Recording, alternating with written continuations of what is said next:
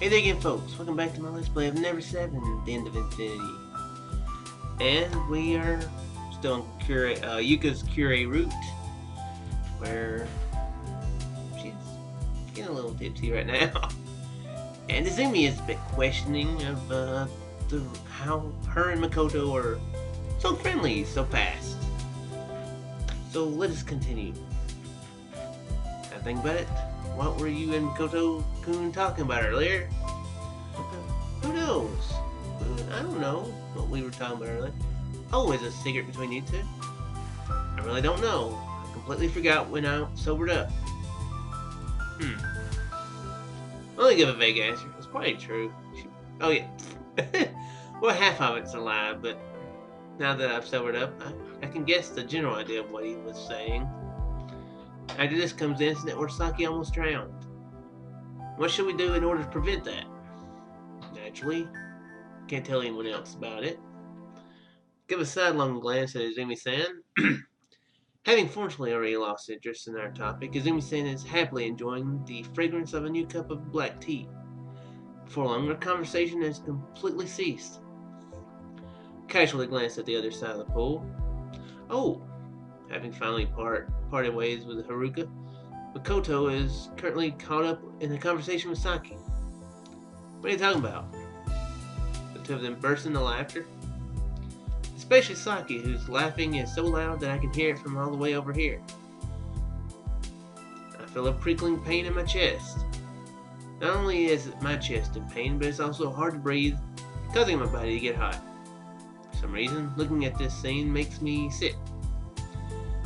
All I have to do is not look at it. Strangely, I can't look away from them. A little bit later, it seems that Makoto has decided to treat her to a drink as he walks towards the drink stand. Apparently in her version, he does everything. Okay. While my eyes follow Makoto, I speak to Izumi-san. Hey Izumi-san. Do you think there are people with exact resemblances? Huh?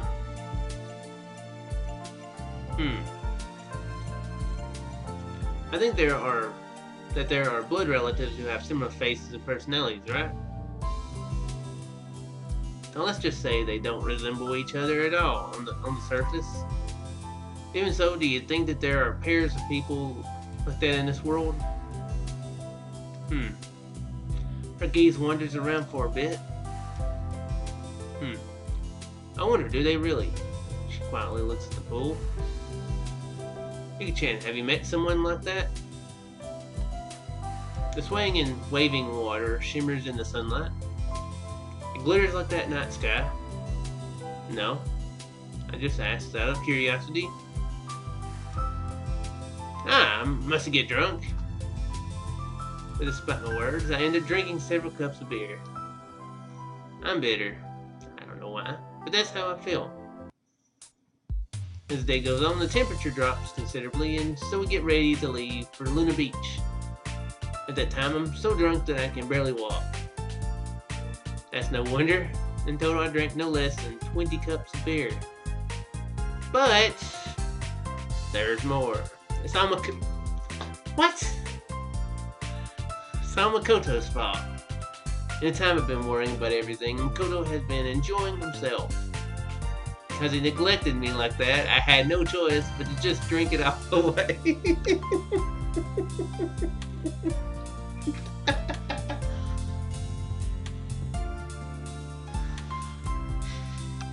That's pretty funny right there. As I continue to mentally complain, I force myself to chug down more beer. Before long, my anger and thought processes fly towards a distant dimension.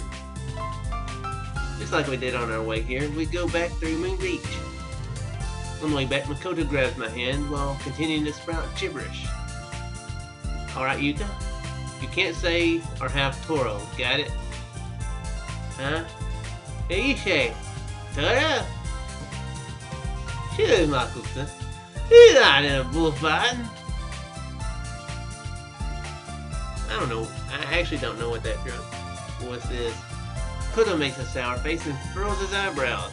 I can't tell whether it's from being unable to stomach my reply or from being overwhelmed by the stench of alcohol in my breath. Now I'll try saying it another way. Alright, Yuka, you must absolutely not say, I want to eat tuna. Okay? This time I don't understand them at all. But his whispers are tickling me. I'll just give a suitable nod of affirmation. Do you really understand?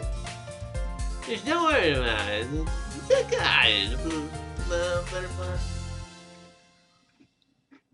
So he must mean Toro, as in the fatty bar of tuna.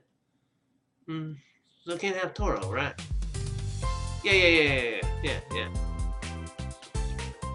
Of course I understand that. So next time I'm at a sushi shop, I'll just order a sea urchin instead. Okay. Morning. When we arrive at Lunar Beach, we are greeted by the now completely cheerful Kurumi-chan. We're both jealous of her youth and her quick recovery ability. She's Wolverine. And then... I've come up with something amazing. Yeah, when you cross Kurumi and milk, you get crew milk. Now let's move on. Makoto's sense of humor is like an old-timer's. Yeah. Well done, that's great. Yeah. Makoto, you're too funny. You just made a poor man. Makoto,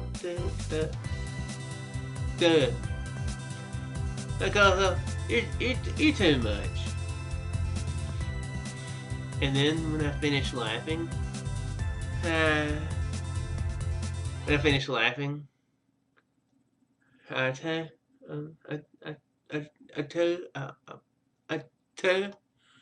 suddenly I feel like a certain desire welling up. My whole body shakes with this strong wish, completely stealing away any reason I had left.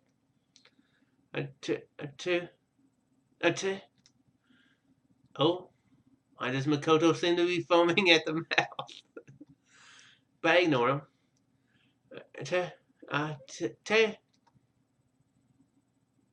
Tower.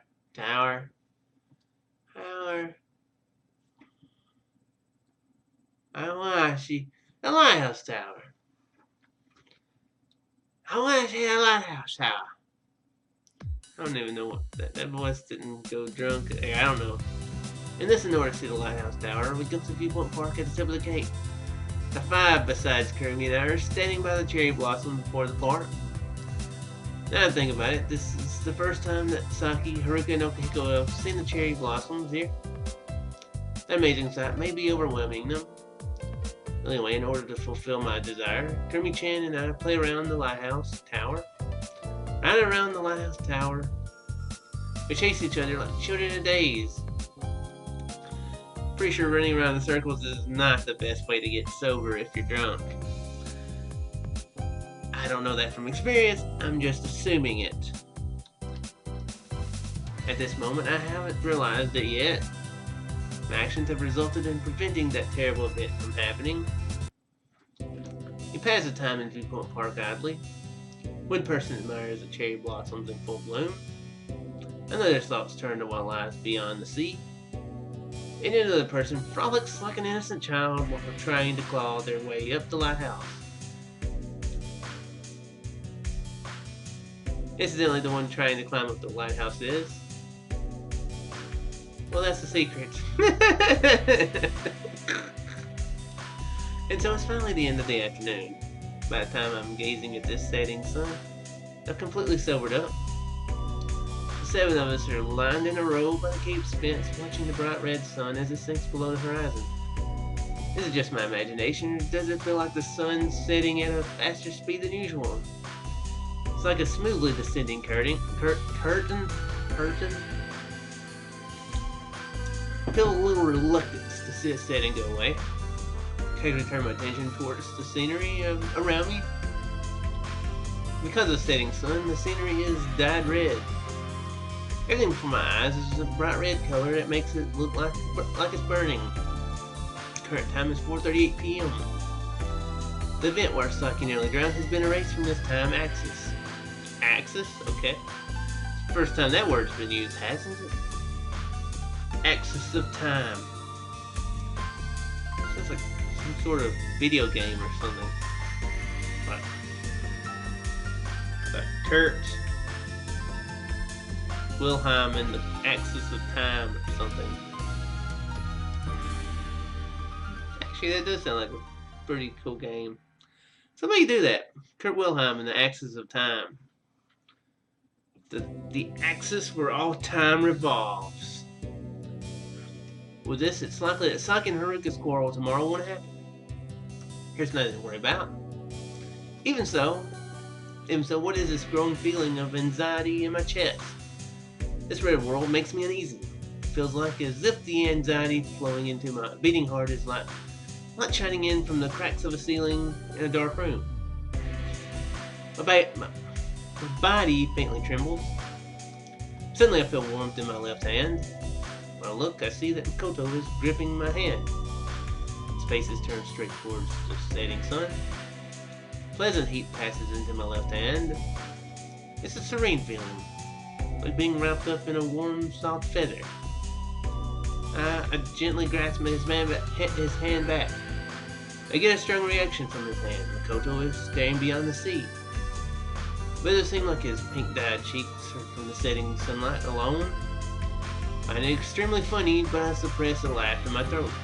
Before I know it, the turbulent ocean in my heart has calmed down and returned to normal. Very, very lovely moment run by a shook bird. Ah, my heart's all feeling calm and my anxiety has disappeared to parts unknown. I look towards the direction of the shrine. I think it can stay like this for a little while, even if it's only for an extremely short amount of time. Please allow me this peace. Please, God of Time. We wait until the sun has completely set, then return to Luna Beach. This is the third time I've watched the sunset on this island. Suddenly I remember the promise Makoto and I exchanged. We'll see the morning of the April 7th together. I won't stop believing until I see the beauty this morning. Beauty of the morning I've never seen. We are treated to a dinner at Luna Beach.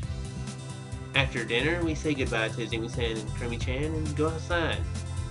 Right after that, oh, Kurumi almost forgot. And I actually was just thinking just a minute ago, I wonder if I can fail this route.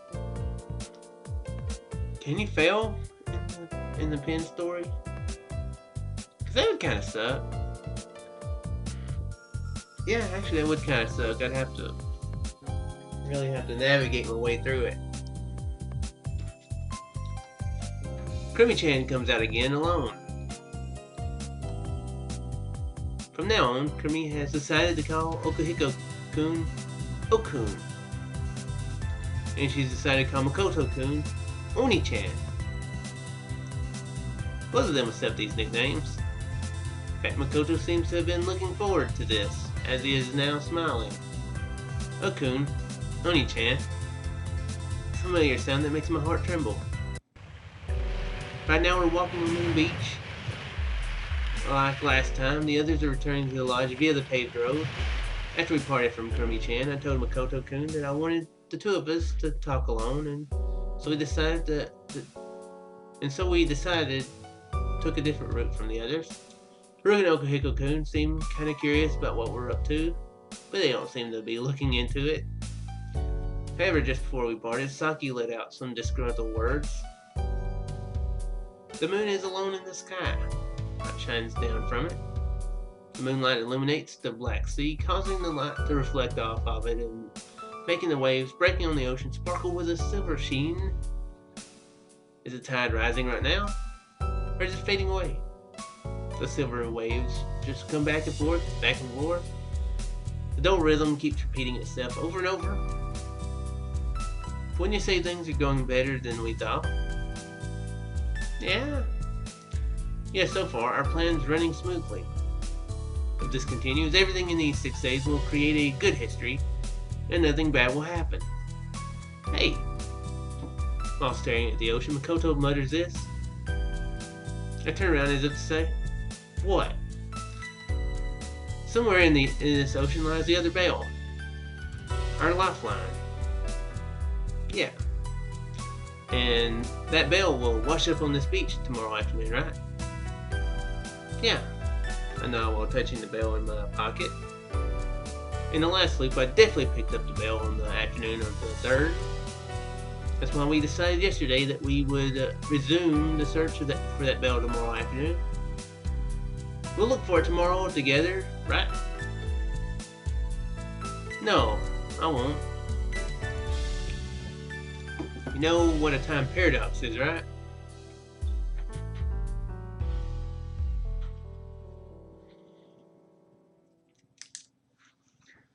I've watched Back to the Future. I know what time paradoxes are. No. That's when you meet yourself and you either pass out or the entire realm of reality rips itself apart and destroys itself. Well, rips itself apart and destroys itself kind of are the same meanings. So, rips itself apart, aka destroys itself. Let's actually answer this. Theoretically, it's an inconsistency that could possibly be created by time travel, right? Yeah. Apparently finding it comical to hear me say something like theoretically. Makoto nods while holding back a laugh. In other words, let's say I used a time machine and went back to a period of time way before my own mom was born. And there I stopped my mom's mom, in other words, my grandma, from marrying my grandpa. Then it's possible my mom wouldn't be born.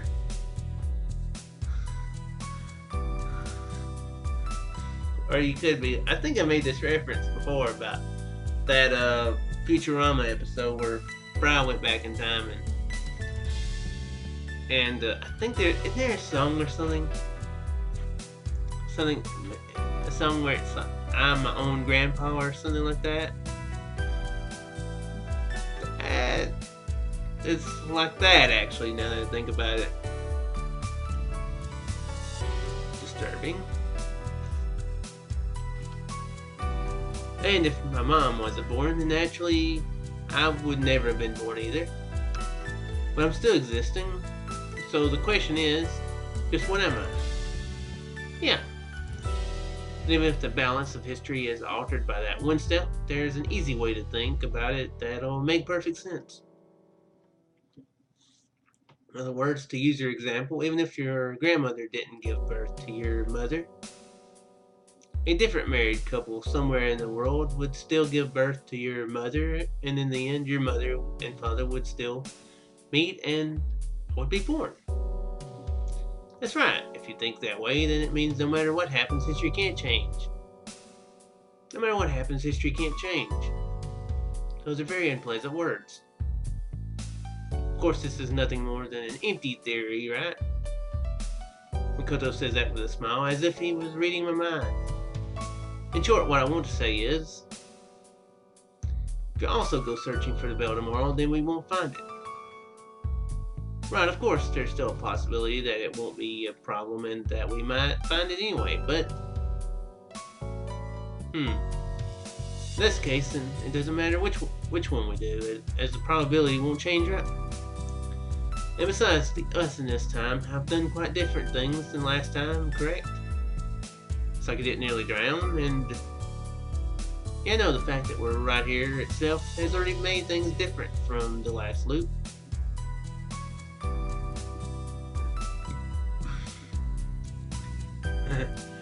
Then isn't it okay if we search together? The thought of me searching for the bell alone is extraordinarily discouraging.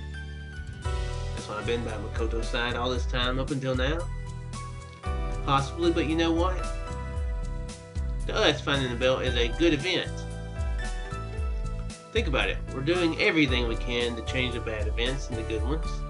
We absolutely don't want to change anything related to the good events. To reproduce that good event means repeating the events of the good event itself. have a bad feeling about what could happen if we searched together. When it came to the first bell, the time it was looked for and the number of people looking for it changed, so the one who found it changed. Next time might be the same.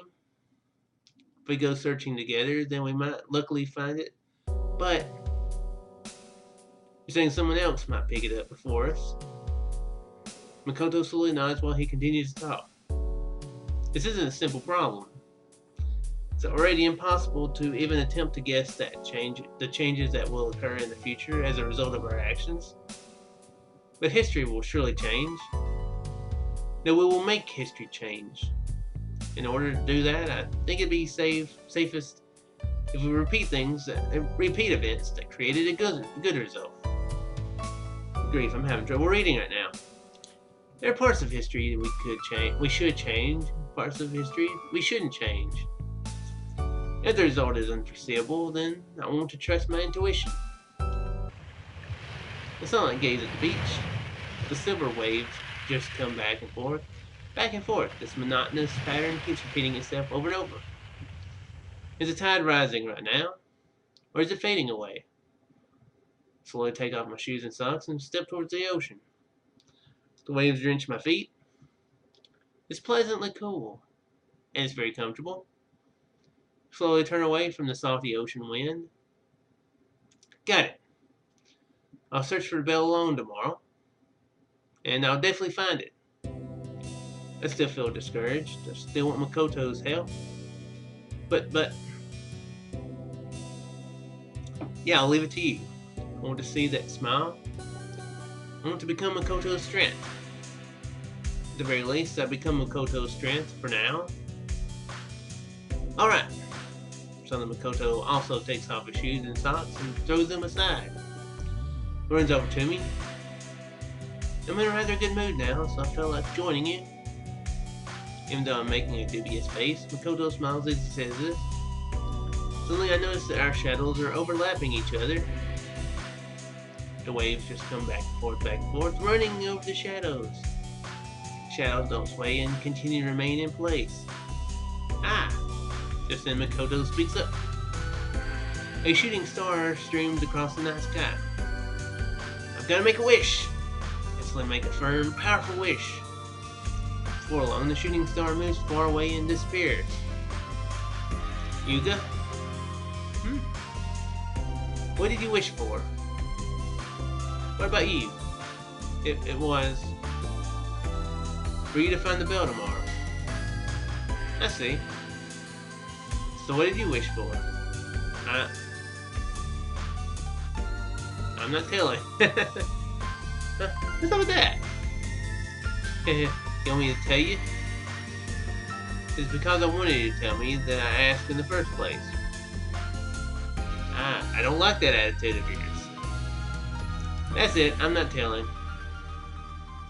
That's unfair. So I'm the only one who said it? It wasn't really anything that big, so you're not missing out on much.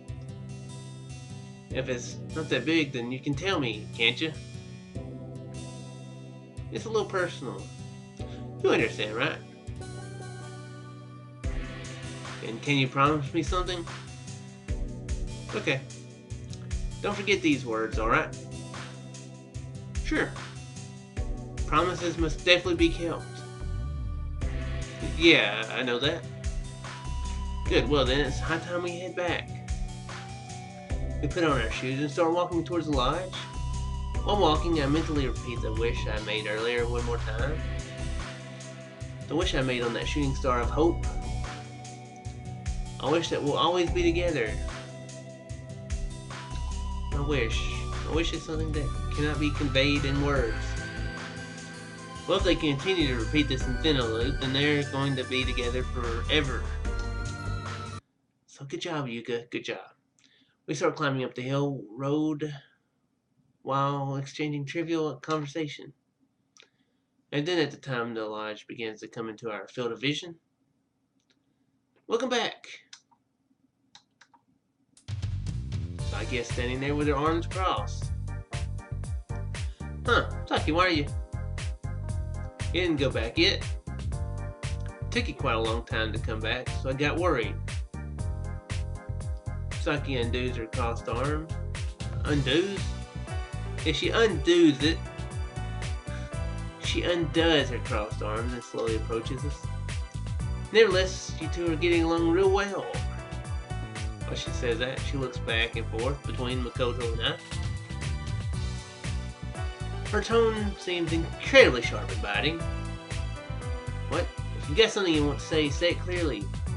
When he says that, Saki's tone changes. Don't get so angry.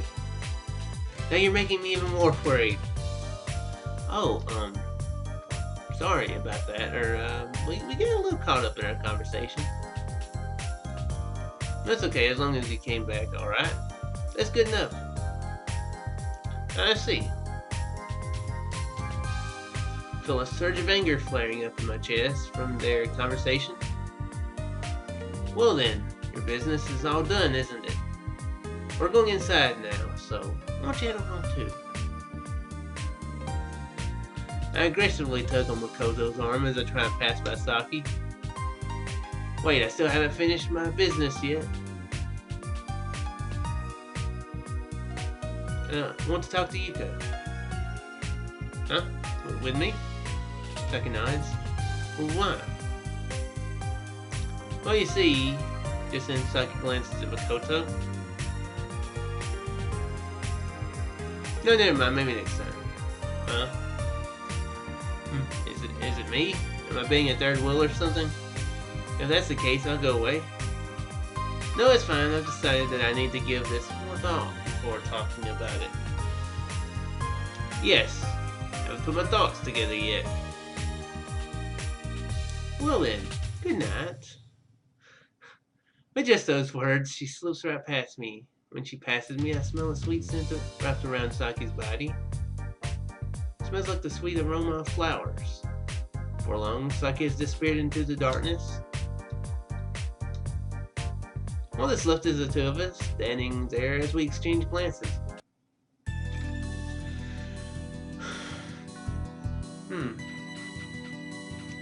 So, maybe Saki was wanting to talk with Yuka about her thinking Makoto looks like the dude. Anyway, this is a good cut-off point, so do hope you folks enjoyed, and I shall see you in the next one. Farewell there, folks.